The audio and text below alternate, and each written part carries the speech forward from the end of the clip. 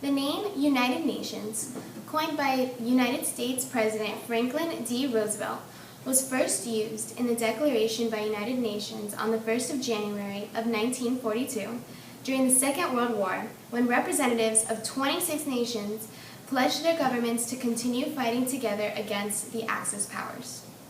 3.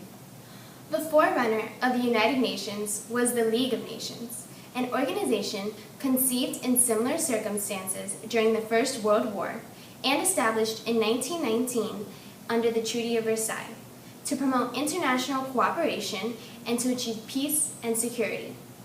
The absence of the United States weakened the League, which was also hindered in its efforts to resolve disputes by the widespread economic crises of the 1930s, its inability to compel states to abide by its decisions, and its requirement that many decisions, including those involving a response to aggression, be decided unanimously.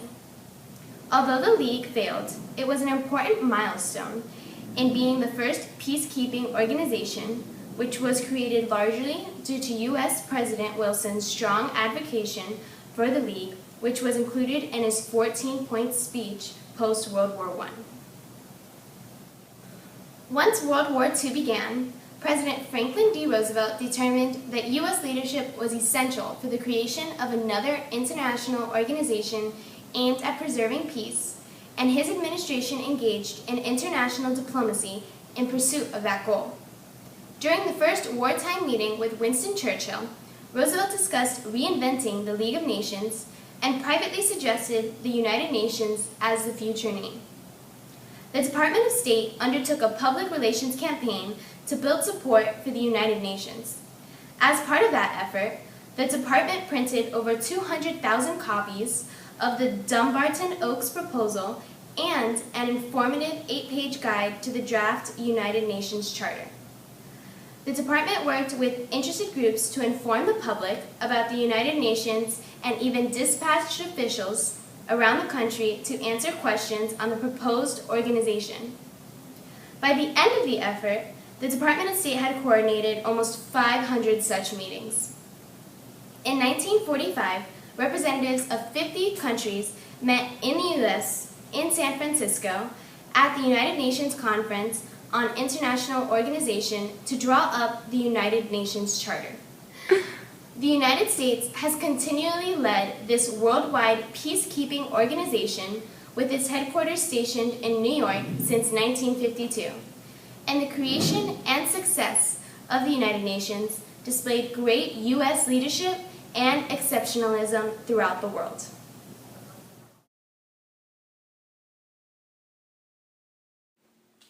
The purpose of the memorial is to communicate the founding, expansion, preservation, and unification of the United States with colossal statues of Washington, Jefferson, Lincoln, and Theodore Roosevelt. This was a quote said by the sculptor Gutzon Borglum. State historian Doane Robinson was the father of the project, and sculptor Gutzon Borglum led the work on the project. It began in 1927 and was finally completed in 1941 with the help of more than 350 people. Mount Rushmore is named after New York City Attorney Charles E. Rushmore, who came to the Black Hills in 1884 to check legal titles on properties. On returning to Pine Camp, he asked Bill Challis the name of this mountain. Bill replied, "Never had a name, but from now on we'll call it Rushmore." Mount Rushmore National Memorial is visited by almost 3 million people a year from across the country and around the world. They come to marvel at the majestic beauty of the Black Hills of South Dakota and to learn about the birth, growth, development, and preservation of our country. Mount Rushmore has grown in fame as a symbol of America, a symbol of freedom and hope for people from all cultures and backgrounds. All the cultures that make up the fabric of this country are represented by the memorial and surrounding Black Hills. It displays nationalism and the respect for our past.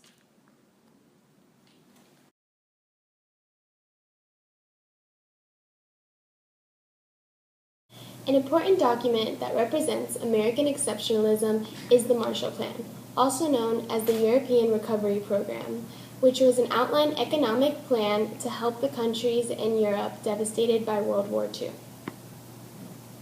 The positive effects of this plan were displaying themselves almost immediately.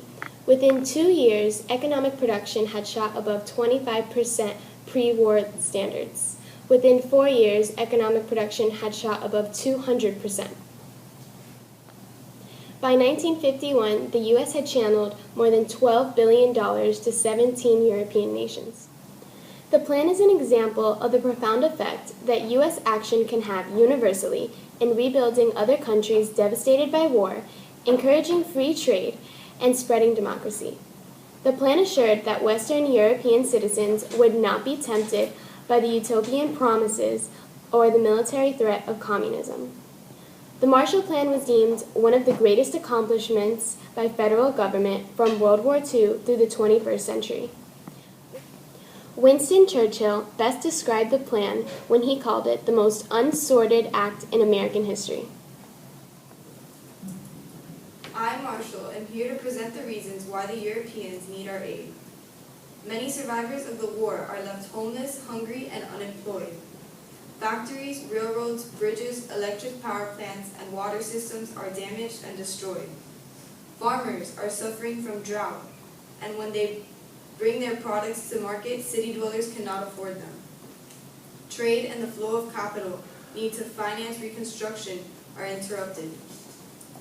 A rebuilt Europe would benefit the United States by once again being able to buy American factory and farm products. Once this plan is in place, the United States will provide the necessary funds to make it work. Our policy is directed not against any country or doctrine, but against hunger, poverty, desperation, and chaos. As a Republican Congress, we want to reduce government spending and to return to an isolationist form of government for foreign policy. However, as President of the United States, Harry S. Truman, I would like to hear out the rest of this plan. This plan would contain the spread of communism, but allowing this to pass, not only will European nations find economic relief, but so will our nation. The purpose of this plan is to ensure individual liberty, free institutions, and genuine independence by restoring their economy. This plan is aimed to meet immediate needs for food, medicine, and housing, increase industrial and agricultural production rapidly by rebuilding factories, railroads, bridges, etc. Expand trade among European nations and with the rest of the world. Combat inflation and establish financial stability. Create a common market free of national trade barriers. Perhaps the most important goal of this plan is to stop the spread of communism. As the United States of America, we aim to spread democracy and put an end of communism in the East.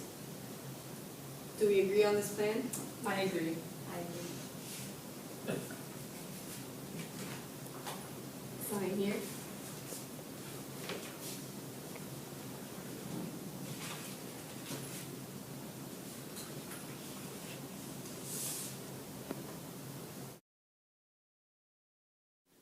The Star-Spangled Banner is a historic symbol for the American people. It is a symbol of pride and patriotism for our country. On September 14, 1814, Francis Scott Key composed the lyrics to the Star-Spangled Banner after witnessing the overnight British bombardment of Fort McHenry in Maryland during the War of 1812. When he saw the American flag flying above the fort, Key knew that Fort McHenry had not surrendered. Moved by the sight, Key began to compose a poem on the back of a letter. He first titled the poem "The Defense of Fort McHenry." During the 19th century, the Star-Spangled Banner became one of the nation's best-loved patriotic songs. It gained special significance during the Civil War, when many Americans turned to music to express their feelings for the flag and the ideals and values it represented. After several attempts, the Star-Spangled Banner became our official... After several attempts, a bill making the Star-Spangled Banner our official national anthem was finally passed by Congress, and as ordered by Wilson, was signed into law by President Herbert Hoover on March 3, 1931. This flag is more than just a symbol for the American people. It is a way for other countries to recognize American excellence, such as in the Olympics. So buy your DVD today and join us in celebrating our love for our beloved country.